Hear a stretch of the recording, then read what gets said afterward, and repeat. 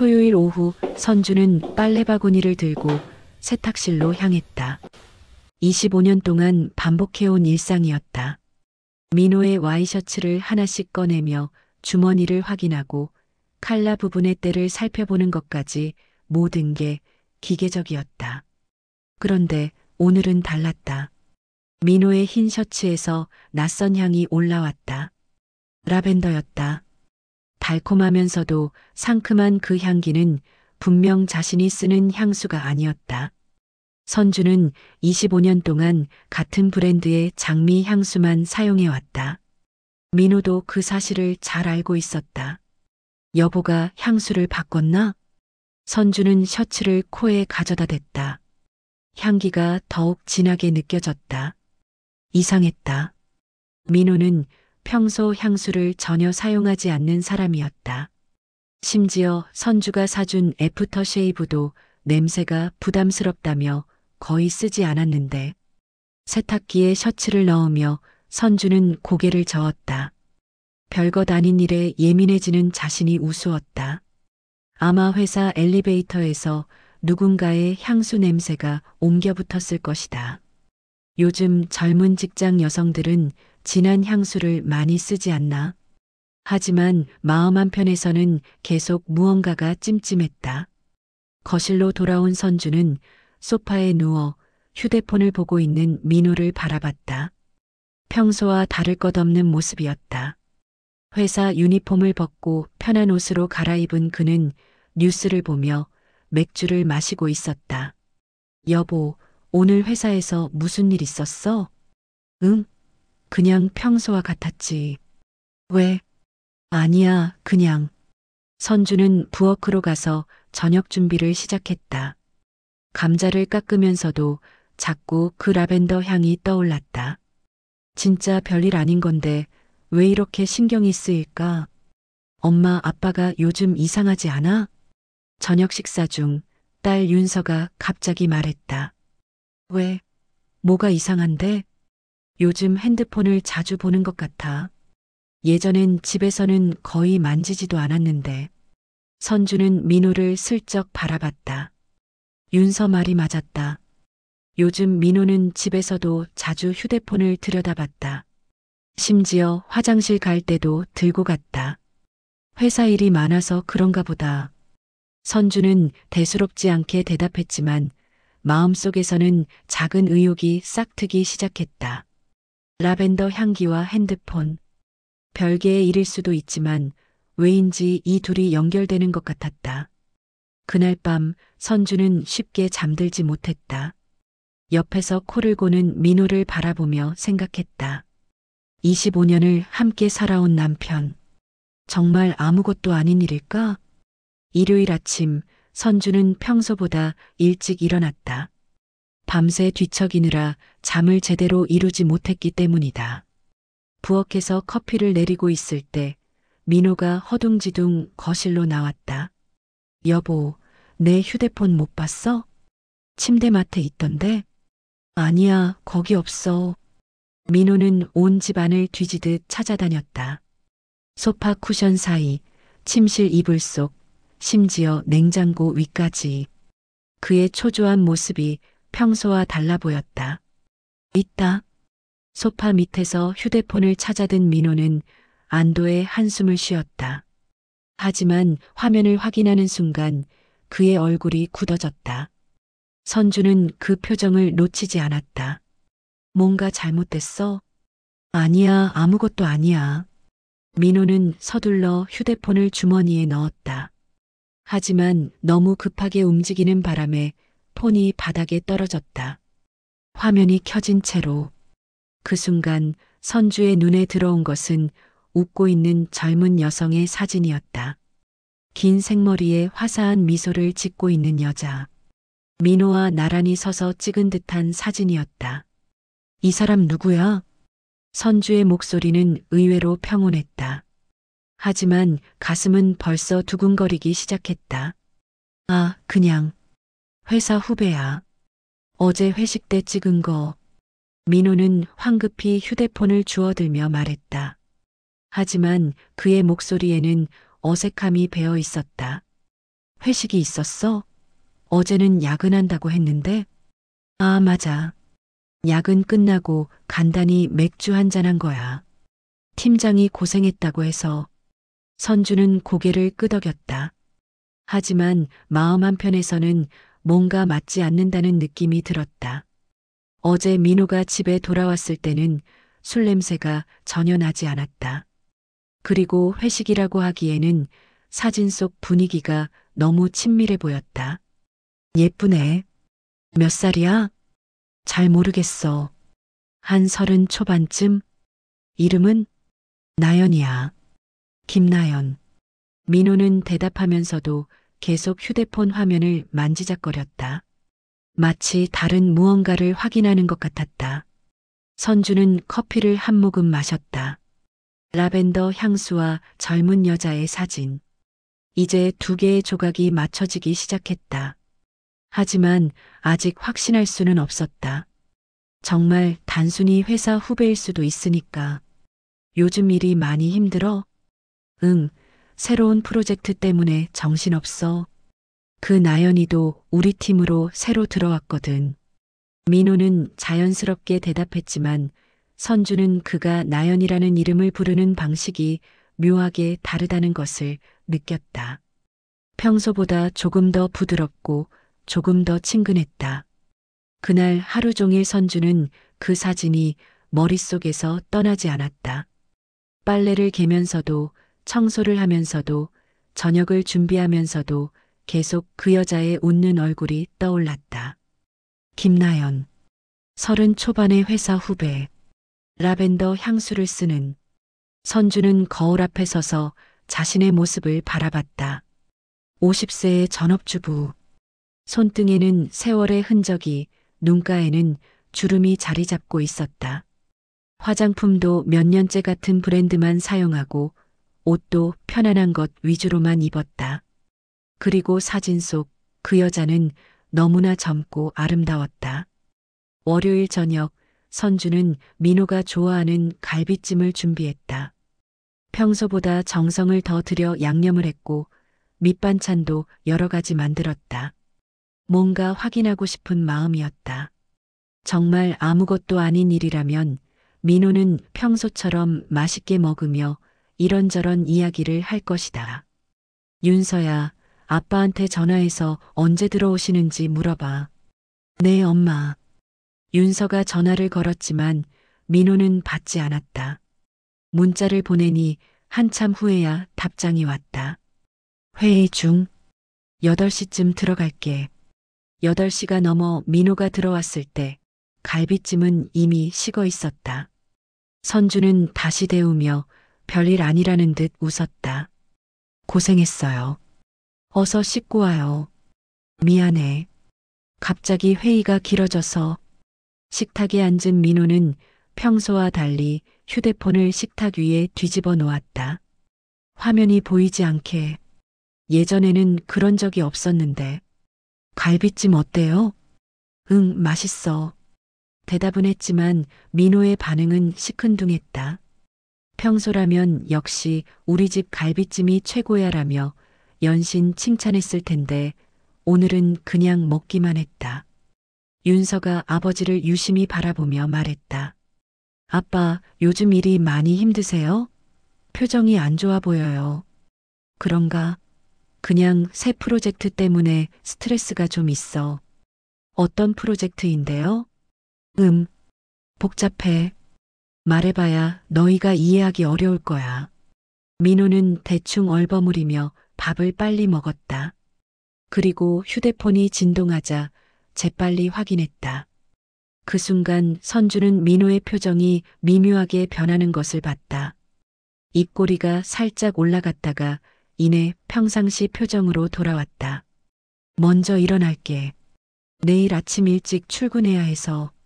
민호는 밥을 다 먹지도 않고 자리에서 일어났다.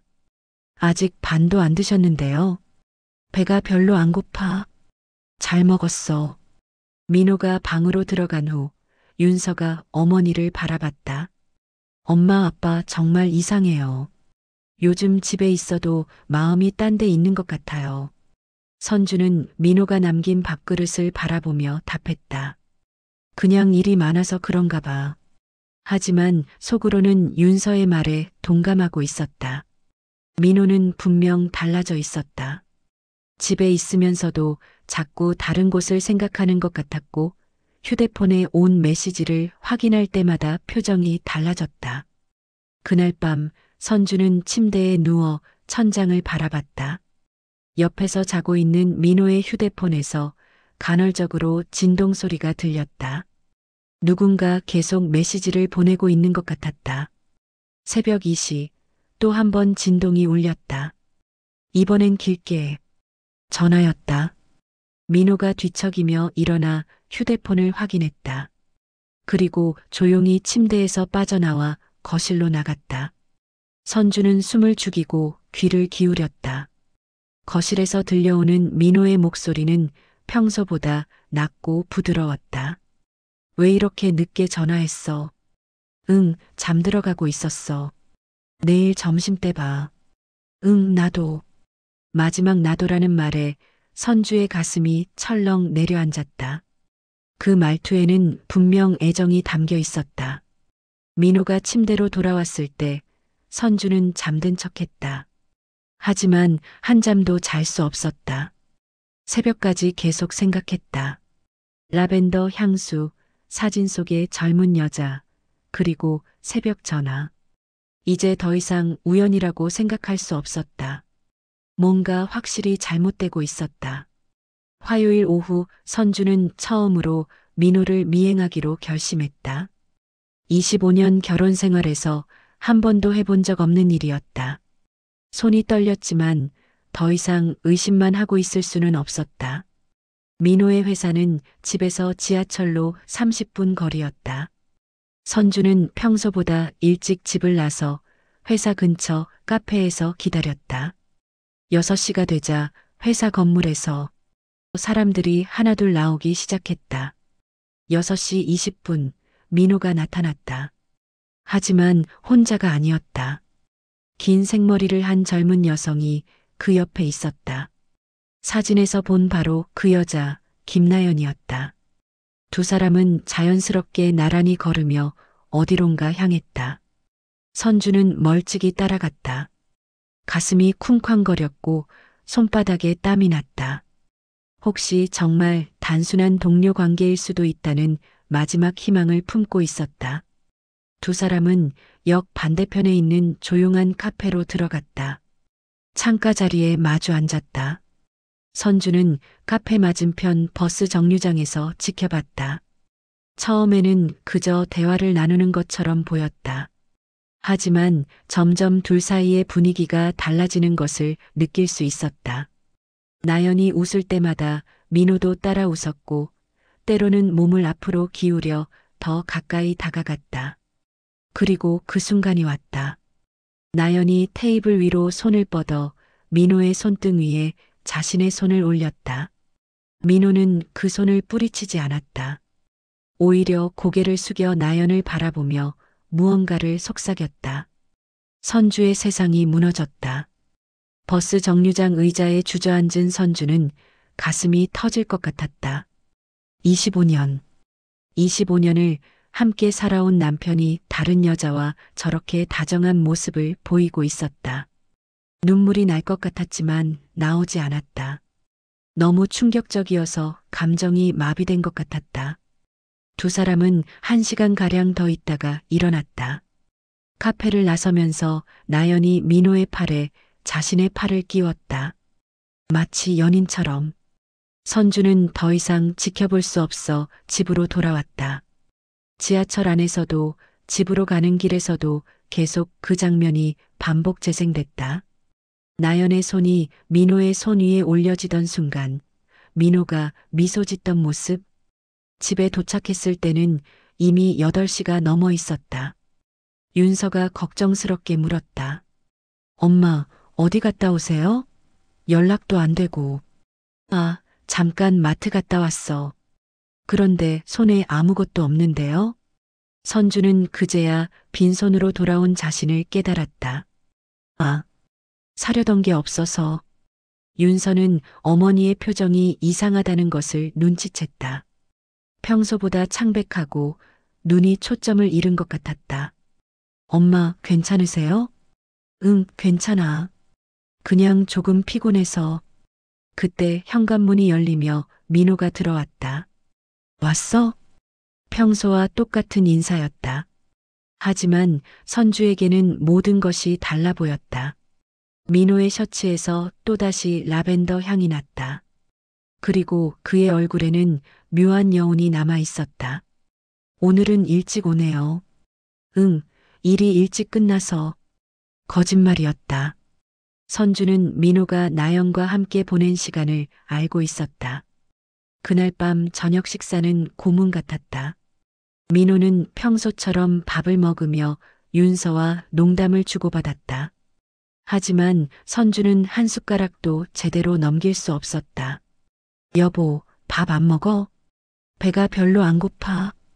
민호는 대수롭지 않게 넘어갔지만 윤서는 계속 어머니를 걱정스럽게 바라봤다. 그날 밤 선주는 침대에 누워 천장을 바라봤다. 옆에서 잠든 민호의 얼굴을 보니 이제 낯설기만 했다. 25년을 함께 산 남편이 이렇게 모르는 사람 같을 수 있을까? 새벽 3시 선주는 결심했다. 더 이상 모른 척할 수 없다. 이제 뭔가 해야 할 때가 왔다. 수요일 아침 선주는 민호가 출근한 후 윤서에게 모든 것을 털어놓았다. 더 이상 혼자 감당할 수 없었다. 엄마가 어제 아빠를 따라가 봤는데 선주의 목소리는 떨렸다. 윤서는 어머니의 손을 꽉 잡았다. 정말요? 확실해요? 내 눈으로 직접 봤어. 카페에서 손잡고 있는 걸. 윤서의 얼굴이 굳어졌다. 예상했던 일이긴 했지만 막상 확인되니 충격이었다. 이혼하실 거예요? 모르겠어. 25년을 어떻게. 선주는 말을 잇지 못했다. 이혼이라는 단어 자체가 아직 현실감이 없었다. 50살에 새로 시작한다는 것이 가능할까? 엄마, 일단 아빠를 추궁하세요. 자백받으세요. 그런데 만약 아빠가 그 여자를 선택하면 어떡하지? 그럼 그때 생각하시고. 일단은 확실히 해야죠.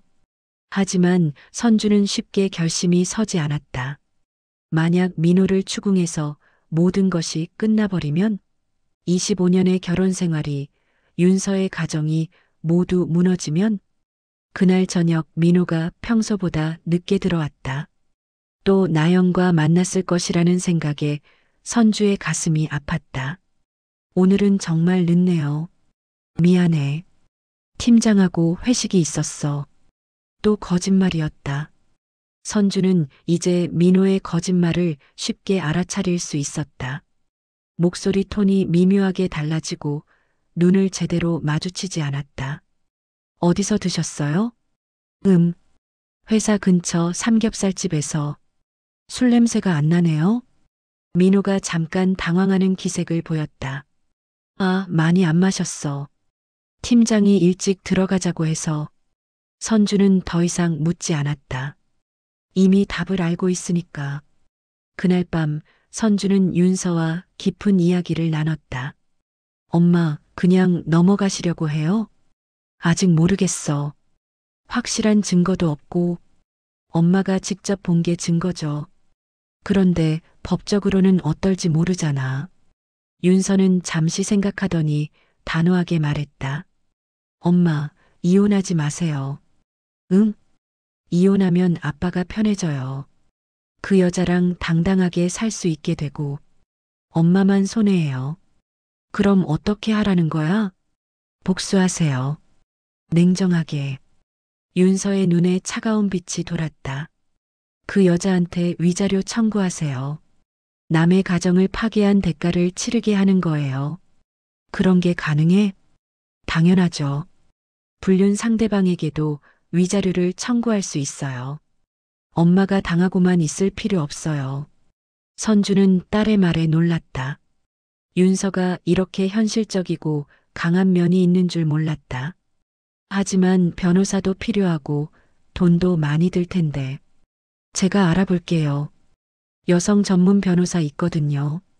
우리 회사 선배가 이혼할 때 도움받았던 분이에요. 정말 그래도 될까? 엄마, 복수는 냉정할수록 성공해요. 감정적으로 접근하면 져요. 그날 밤 선주는 잠들지 못했다. 윤서의 말이 계속 머릿속을 맴돌았다. 복수, 위자료 청구, 법적 대응. 25년 동안 전업주부로만 살아온 자신에게 과연 그런 일이 가능할까? 하지만 다른 방법이 있을까? 이혼을 해봤자 50살의 무직 여성이 되는 것뿐이다. 재산 분할을 받는다 해도 아직 윤서 결혼 자금도 마련해야 하고 자신의 노후도 준비해야 한다.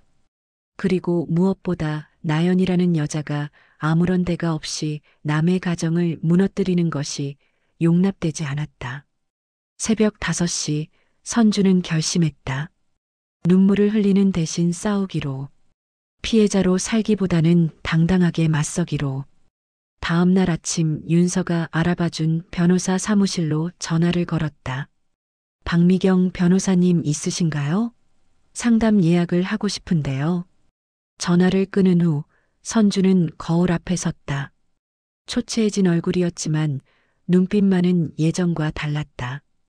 이제 더 이상 그냥 당하고만 있지 않겠다는 결심이 담겨 있었다. 목요일 오후 2시 선주는 처음으로 변호사 사무실 문을 열었다. 손에 든 서류 가방에는 민호와 나연의 사진, 통화 기록, 그리고 어제까지 적어둔 모든 의심스러운 정황들이 들어 있었다. 박미경 변호사는 40대 초반의 단정한 여성이었다. 차분한 목소리로 선주를 맞았다. 어떤 일로 오셨는지 편하게 말씀해 주세요. 선주는 숨을 깊게 들이쉬고 이야기를 시작했다. 라벤더 향수, 새벽 전화, 카페에서 본 장면까지 25년 결혼 생활에서 처음 겪는 배신감을 차근차근 설명했다. 남편분과 상대 여성의 관계가 어느 정도인지 추정하기 어렵지만 지금까지 말씀해 주신 정황으로 봐서는 충분히 불륜으로 볼 수 있는 상황이네요. 박 변호사는 메모를 하며 말했다. 제가 이혼을 원하는 건 아니에요. 그냥 그 여자가 너무 화가 나서요. 이해합니다. 상대 여성에게 위자료를 청구하는 것도 가능해요. 다만 증거가 중요합니다. 어떤 증거가 필요한가요? 현재 가지고 계신 것들은 정황 증거에 가까워요. 더 확실한 증거가 있으면 좋겠지만 호텔 출입, 명확한 스킨십 사진, 애정 표현이 담긴 문자나 통화 녹음 등이요. 선주의 얼굴이 어두워졌다. 그런 걸 어떻게 구하죠? 무리하실 필요는 없어요. 지금 있는 증거로도 상당한 심리적 압박을 줄 수 있거든요. 박 변호사는 차를 한 모금 마시고 계속 설명했다. 내용 증명부터 보내보세요.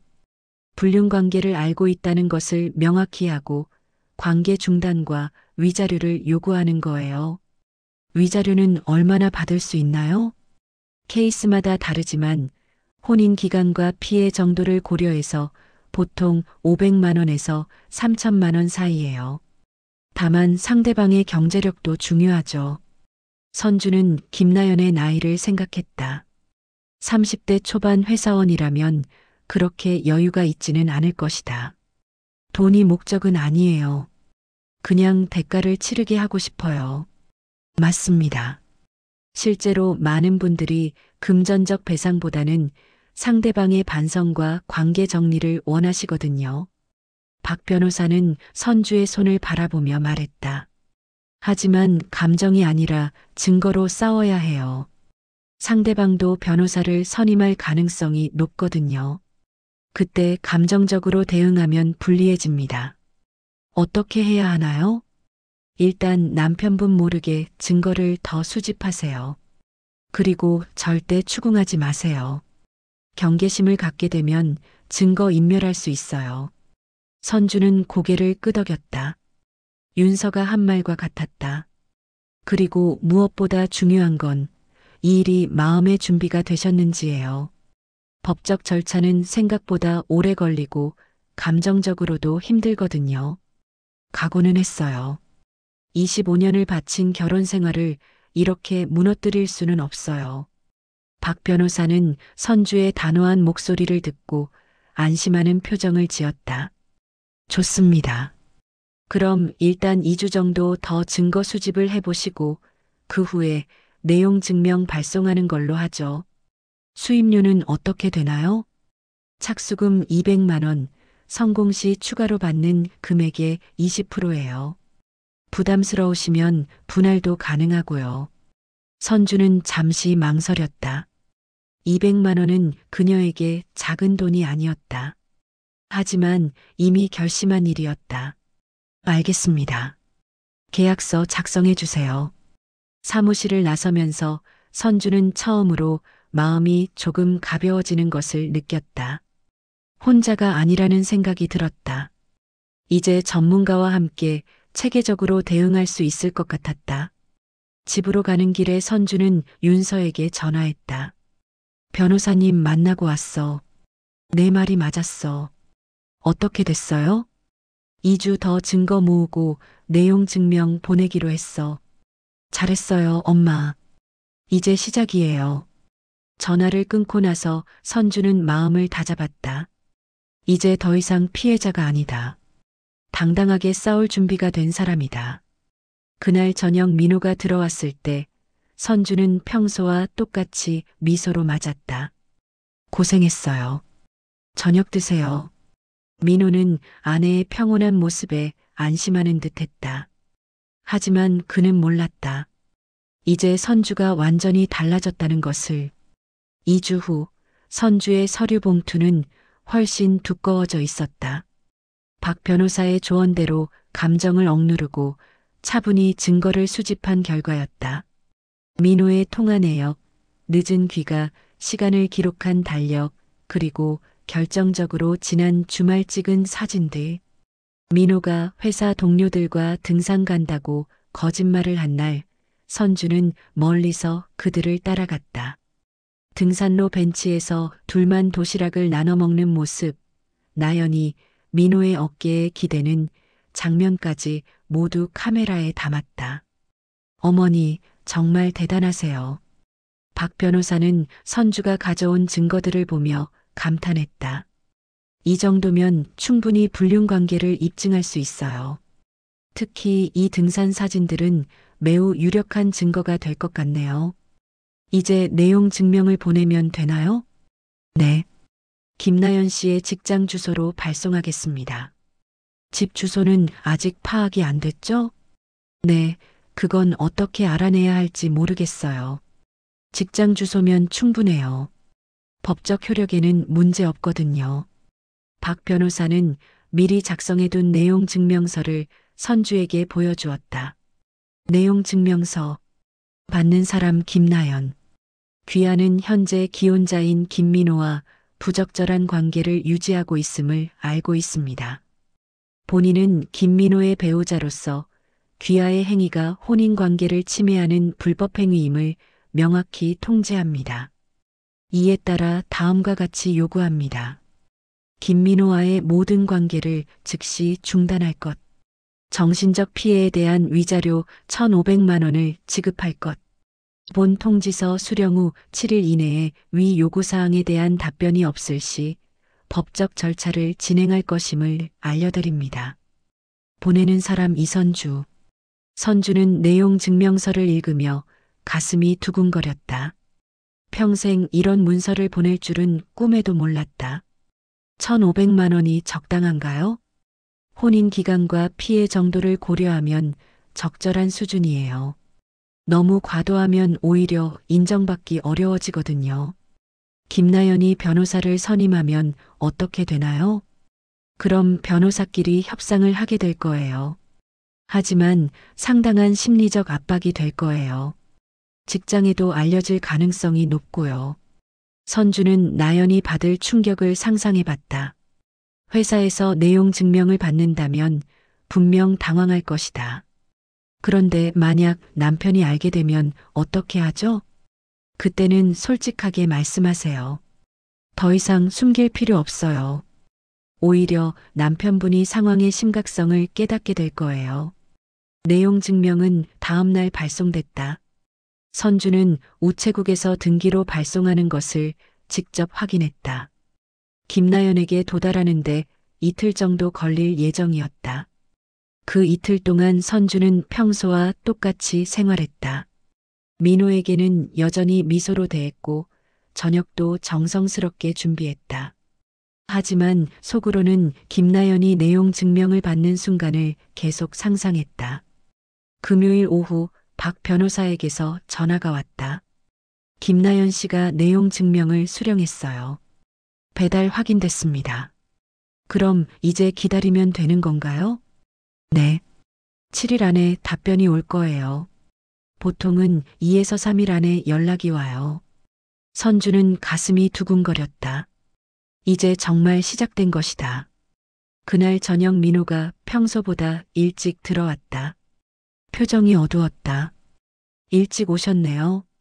응. 별일 없었지? 민호의 목소리가 평소와 달랐다. 뭔가 불안해하는 것 같았다. 무슨 일 있으세요? 아니야, 그냥 피곤해서. 하지만 선주는 알 수 있었다. 나연이 민호에게 연락했을 것이다. 내용 증명을 받았다고. 저녁을 먹는 동안 민호는 계속 휴대폰을 확인했다. 평소보다 훨씬 자주. 그리고 메시지가 올 때마다 표정이 어두워졌다. 여보, 뭔가 걱정거리라도 있어? 윤서가 아버지에게 물었다. 아니야, 그냥 회사 일이 복잡해서. 민호는 대충 얼버무리고 방으로 들어갔다. 그날 밤 선주는 처음으로 속이 시원했다. 25년 동안 참고 살았던 모든 게 이제 터져나오는 기분이었다. 더 이상 피해자가 아니었다. 이제 그녀가 주도권을 쥐고 있었다. 다음 날까지 기다려보자.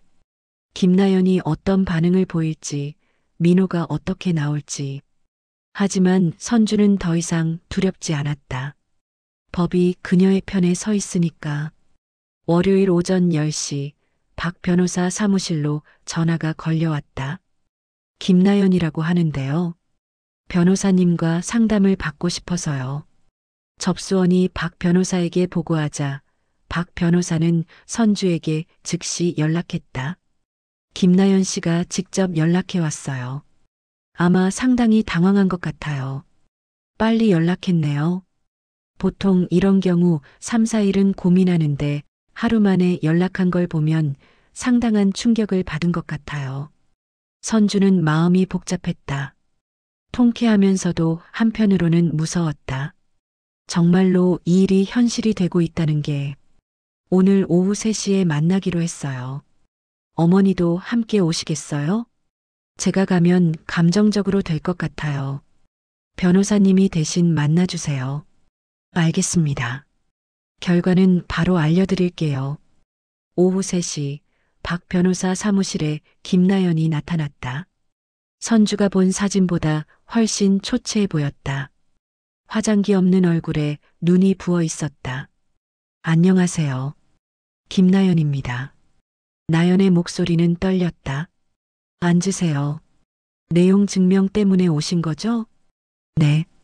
정말 깜짝 놀랐어요. 이런 일이 일어날 줄 몰랐거든요. 박 변호사는 차분하게 나연을 관찰했다. 20대 후반에서 30대 초반으로 보이는 여성. 깔끔한 정장을 입었지만 손톱을 뜯은 흔적이 보였다. 민호 씨와의 관계가 어떻게 되시나요? 저희는 사랑하는 사이예요. 나연의 목소리가 더욱 작아졌다. 혼인 중인 남성과의 관계라는 걸 알고 계셨죠? 네. 하지만 민호 오빠가 부인과는 이미 끝났다고 했어요. 그냥 형식적으로만 부부라고. 그렇다고 해서 불륜 관계가 정당화되는 건 아니에요. 법적으로는 여전히 유효한 혼인 관계를 침해한 거거든요. 나연의 눈에서 눈물이 흘러내렸다. 저는 정말 사랑하는 마음으로 남의 가정을 파괴하려는 게 아니었어요. 사랑이 죄는 아니에요. 하지만 그 사랑의 대상이 문제였죠. 박 변호사는 나연에게 물티슈를 건네며 말했다. 위자료 1,500만 원이 부담스러우시죠? 네. 저는 그냥 회사원이라 그런 큰 돈은. 그럼 어떻게 하실 생각이세요? 나연은 한참 동안 말이 없었다. 눈물만 계속 흘렸다. 민호 오빠와 헤어져야 하나요? 그건 본인이 결정할 일이에요. 다만 법적 책임은 별개의 문제고요. 만약 민호 오빠와 헤어지면 위자료를 안 내도 되나요? 관계 정리는 위자료 협상에서 고려될 수 있어요. 하지만 이미 입힌 피해에 대한 책임은 남아 있어요. 나연이 더욱 울먹였다. 저도 피해자예요. 민호 오빠가 이혼한다고 했거든요. 그것도 확인해 봐야 할 일이죠. 하지만 속았다고 해서 법적 책임이 면제되는 건 아니에요. 나연은 가방에서 휴대폰을 꺼냈다. 민호 오빠한테 연락해 봐도 될까요? 지금 여기서요? 네. 저 혼자 결정할 수 없어요. 박 변호사가 고개를 끄덕이자 나연은 민호에게 전화를 걸었다. 오빠, 지금 변호사 사무실에 있어요. 네, 그 일 때문에. 어떻게 해야 할지 모르겠어요. 전화 너머로 민호의 당황한 목소리가 들렸다. 일단 아무 말도 하지 마. 내가 처리할게. 하지만 위자료를 1,500만 원이나. 일단 거기서 나와. 지금 가겠어. 전화가 끊어졌다. 나연은 휴대폰을 보며 멍하니 앉아 있었다. 민호 씨가 오신다고 하시네요. 네. 오빠가 처리하겠다고. 박 변호사는 속으로 웃었다. 전형적인 패턴이었다. 불륜 남성들은 대부분 이런 식으로 반응했다.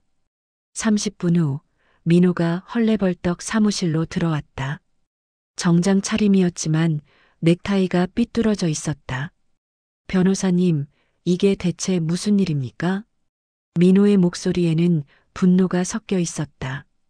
귀하의 불륜으로 인한 피해 배상 요구입니다. 불륜이라니요. 저희 부부는 이미 파경 상태였어요. 그렇다면 이혼 절차를 밟으셨어야죠. 법적으로는 여전히 유효한 혼인관계예요. 민호는 말문이 막혔다. 그리고 김나연 씨도 마찬가지로 책임이 있어요. 혼인 중인 남성과 관계를 가진 것에 대해서요. 돈이 목적인가요? 얼마면 됩니까? 이건 돈의 문제가 아니에요. 법적 절차에 따른 정당한 배상 요구입니다. 민호와 나연은 서로를 바라봤다. 둘 다 어떻게 해야 할지 모르는 표정이었다. 일주일 시간을 드릴게요. 그 안에 답변 주세요. 박 변호사의 차가운 말에 나연이 다시 눈물을 흘렸다. 사랑이 이렇게 죄가 되는 줄 몰랐어요. 하지만 세상은 그녀의 편이 아니었다. 일주일이 지나도 나연과 민호로부터 연락은 없었다. 박 변호사는 선주에게 민사소송을 제기하자고 제안했다. 더 이상 기다릴 이유가 없어요. 법정에서 만나는 게 낫겠습니다. 정말 법정까지 가야 하나요? 선주는 아직도 망설였다. 법정이라는 곳이 낯설고 두려웠다. 이미 여기까지 온 이상 끝까지 가야 해요. 중간에 포기하면 상대방만 편해져요. 소장이 접수된 후 한 달 뒤 첫 번째 변론 기일이 잡혔다. 선주는 처음으로 법정에 발을 들였다. 민사조정실은 생각보다 작았다. 조정위원 한 명과 양측 당사자들이 마주 앉을 수 있는 테이블이 전부였다. 나연은 변호사를 선임했다. 30대 후반의 남성 변호사였다. 민호도 함께 왔지만 뒤쪽에 앉아 고개를 숙이고 있었다. 오늘은 조정을 통해 합의 가능성을 알아보겠습니다. 조정위원이 말문을 열었다. 피신청인 측에서 먼저 입장을 밝혀주세요. 나연의 변호사가 일어섰다. 저희 의뢰인은 고의적으로 가정을 파괴하려는 의도가 없었습니다. 김민호 씨로부터 이혼 예정이라는 말을 들었고 그를 믿고 교제한 것입니다. 그렇다고 해서 불륜 관계가 정당화되는 건 아니죠. 박 변호사가 반박했다. 혼인 중인 남성과의 관계는 그 자체로 불법 행위입니다. 속았다는 것은 위자료 산정 시 참작 사유일 뿐이에요. 조정위원이 나연을 바라봤다. 김나연 씨, 직접 말씀해 보세요. 나연은 떨리는 목소리로 말했다. 저는 정말 사랑했어요. 민호 오빠를 정말 사랑했고 그분도 저를 사랑한다고 했어요. 사랑은 이해하지만 그 상대가 기혼자라는 걸 알고 있었죠? 네. 하지만 부인과는 이미 마음이 떨어져 있다고. 그건 김민호 씨의 일방적인 주장이었을 뿐이에요. 조정위원이 민호를 쳐다봤다. 김민호 씨, 이혼 의사가 정말 있었나요? 민호는 고개를 들지 못했다. 그건 잠시 그런 생각을 했을 뿐입니다. 잠시요? 네. 정말 이혼하려던 건 아니었어요. 나연의 얼굴이 창백해졌다. 믿었던 민호의 말이 거짓이었다는 것을 공개적으로 확인받는 순간이었다. 그럼 피신청인을 속인 셈이네요. 조정위원의 말에 나연의 눈에서 눈물이 흘러내렸다. 오빠, 정말 그런 거예요? 나연이 민호를 바라봤지만 민호는 여전히 고개를 숙이고 있었다. 위자료는 얼마를 생각하고 계신가요? 조정위원이 선주 측에게 물었다. 1,500만 원을 요구했지만 조정에서는 1,000만 원으로 하겠습니다. 박 변호사가 답했다. 피신청인 측에서는 어떻게 생각하시나요? 나연의 변호사가 잠시 의뢰인과 상의한 후 답했다. 의뢰인의 경제 상황을 고려하여 500만 원을 제안합니다. 너무 적습니다. 25년 혼인 기간과 정신적 피해를 고려하면 최소 800만 원은 되어야 해요. 그럼 700만 원으로 어떻습니까? 양측이 계속 금액을 놓고 실랑이를 벌였다. 그 과정에서 나연은 계속 눈물을 흘렸다. 저는 정말 몰랐어요. 이렇게 될 줄. 나연의 목소리가 떨렸다. 민호 오빠만 믿고 따라간 건데 왜 저만 이렇게 벌받아야 해요? 하지만 아무도 그녀에게 동정적이지 않았다. 결국 피신청인도 선택의 여지가 있었어요. 기혼자와 관계를 갖지 않을 수도 있었죠. 조정위원의 냉정한 말에 나연이 더욱 울었다. 3시간의 조정 끝에 800만 원으로 합의가 성사됐다. 나연은 끝까지 울면서 합의서에 서명했다. 조정실을 나서면서 민호가 선주에게 다가왔다. 여보, 이제 됐지? 끝난 거지? 민호의 목소리에는 안도감이 섞여 있었다. 선주는 민호를 차갑게 바라봤다. 이제 끝났어요. 하지만 그 말의 진짜 의미를 민호는 몰랐다. 선주에게 끝이라는 것은 나연과의 관계뿐만 아니라 민호에 대한 모든 감정이 정리되었다는 뜻이었다. 법정을 나서는 나연의 뒷모습이 초라해 보였다. 하지만 선주는 더 이상 그녀에게 동정심을 느끼지 않았다. 남의 가정에 침입한 대가였다. 6개월 후 선주는 조용한 주택가에 작은 카페를 열었다. 라벤더 카페라는 이름이었다. 한때 그녀를 괴롭혔던 그 향기를 이제는 자신의 것으로 만들어버린 것이다. 이혼은 하지 않았다. 하지만 선주와 민호의 관계는 완전히 달라져 있었다. 여보, 오늘도 카페 가는 거야? 민호가 조심스럽게 물었다. 6개월 전부터 그는 선주 눈치를 보며 살고 있었다. 네. 오늘 단골 손님들이 많이 올 예정이에요. 선주의 대답은 정중했지만 거리감이 있었다. 예전의 다정함은 찾아볼 수 없었다. 점심은 어떻게 하고? 알아서 드세요. 카페에서 먹을게요. 선주는 앞치마를 두르고 집을 나섰다. 민호는 그런 아내의 뒷모습을 아쉽게 바라봤다. 카페로 가는 길에 선주는 자신의 변화를 실감했다. 6개월 전만 해도 민호 없이는 아무것도 할 수 없다고 생각했는데 이제는 혼자서도 충분히 잘 살 수 있었다. 사장님, 안녕하세요.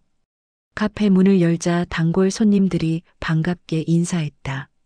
근처 직장인들, 동네 주민들, 그리고 혼자 책을 읽으러 오는 사람들까지 작은 공간이지만 따뜻한 사람들로 가득했다. 오늘 신메뉴 나왔어요. 라벤더 라떼 한번 드셔보세요. 선주는 능숙하게 커피를 내리며 손님들과 자연스럽게 대화했다. 25년 동안 집에서만 커피를 내리던 그녀가 이제는 전문 바리스타가 된 것이다. 오후 3시쯤 윤서가 카페로 들어왔다. 엄마, 장사 잘 되네요. 어서 와. 아메리카노 한 잔 줄까? 네. 그런데 엄마 요즘 표정이 정말 좋아졌어요. 윤서는 어머니의 얼굴을 유심히 바라봤다. 6개월 전 괴로워하던 모습과는 완전히 달랐다. 그래, 바쁘게 살아서 그런가 봐. 아빠는 어떻게 지내세요? 글쎄, 집에서는 조용해. 예전처럼 떠들지도 않고. 선주는 담담하게 답했다. 민호는 법정 사건 이후 완전히 달라져 있었다. 늦게 들어오는 일도 없고 휴대폰도 거의 만지지 않았다. 하지만 그렇다고 해서 예전 관계로 돌아갈 수는 없었다. 엄마는 정말 이혼 안 하실 거예요? 지금으로선 그럴 생각 없어. 이혼해봤자 누가 좋아지겠어? 선주의 목소리는 확고했다. 대신 내 인생은 내가 살기로 했어. 아빠 눈치 보면서 살 생각은 없어. 윤서는 어머니의 강해진 모습에 뿌듯함을 느꼈다. 그 김나연은 어떻게 됐대요? 박 변호사님 말로는 회사 그만뒀다던데. 아마 다른 곳으로 이직했을 거야. 위자료는 제대로 받으셨고요? 응. 분할로 받기로 해서 매달 들어와. 그 돈으로 카페 인테리어 다시 했어. 두 사람은 조용히 커피를 마시며 창밖을 바라봤다. 봄이 오고 있었다. 벚꽃이 피기 시작한 가로수 길이 아름다웠다. 엄마, 후회 안 해요? 뭘? 법적으로 대응한 것. 평온했던 일상이 다 깨져버렸잖아요. 선주는 잠시 생각에 잠겼다. 후회? 전혀. 오히려 그때 가만히 있었다면 평생 후회했을 거야. 왜요? 나 자신을 너무 우습게 봤구나 하는 생각이 들어서. 25년을 바친 결혼 생활을 그렇게 쉽게 무너뜨릴 수는 없다고 생각했어. 선주는 카페 안을 둘러봤다. 자신의 손으로 일군 작은 공간이었다. 그리고 이제 알았어. 남편 없이도 충분히 잘 살 수 있다는 걸. 해가 지고 있었다. 선주는 카페 문을 닫을 준비를 했다. 마지막 손님을 배웅하고 의자를 정리하며 하루를 마무리했다. 집으로 돌아가는 길, 선주는 자신의 그림자를 바라봤다. 6개월 전보다 당당해 보였다. 집에 도착하니 민호가 거실에서 뉴스를 보고 있었다. 예전과 똑같은 모습이었지만 이제 선주에게는 그저 같은 집에 사는 사람일 뿐이었다. 들어왔어? 네. 저녁은? 카페에서 먹었어요. 대화는 거기서 끝났다. 예전처럼 하루 있었던 일을 나누지도 다정한 대화를 나누지도 않았다. 선주는 샤워를 하고 침대에 누웠다. 옆에서 자는 민호를 바라보며 생각했다.